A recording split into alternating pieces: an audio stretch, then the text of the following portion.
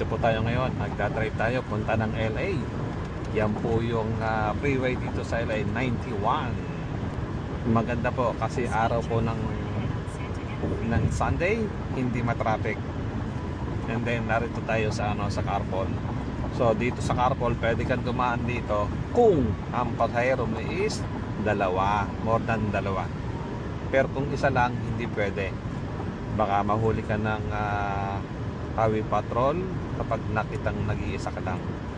Nakita nyo, yan, nakalagay HOV 2 plus only. There you go. Kaya pagka napunta kayo ng state, ito po yung unan yung pag-aaralan sa driving kasi marami pong regulation dito. Hindi kagaya sa Pilipinas, syempre basta may butas, pasok. Pero hindi dito sa Amerika.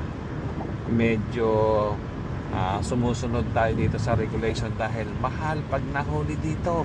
$500 sa peso, 25,000. Kikitain ba natin yon? Hindi kung sa Pinas. So ganun po dito ang pagdadrive. Yun, sinasabi nung ating dito sa natin na may manghuhuli raw. Kaya pagka nakarating mo na yon, medyo ibaba mo na yung speed. Ang speed limit ngayon dito is 55. Yan o, nakikita nyo po, 55. Kailangan 54 ka lang. Oh, no. Pwede ka na lumampas mga hanggang 60. Pero siyempre, pag nakapikit yung pulis, pwede kang lumagpas.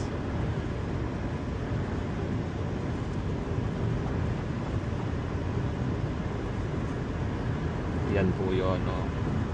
Napakaganda ng ng weather ngayon dito.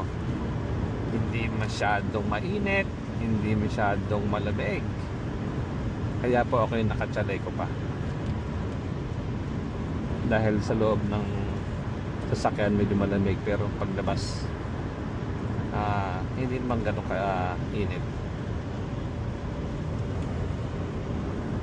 Pupunta po tayo ng downtown LA malapit, pero hindi mismo sa downtown.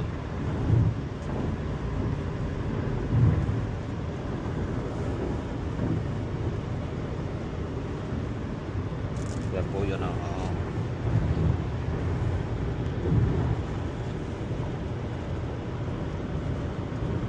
Yan. Diba maganda po mag-drive pagka ganito.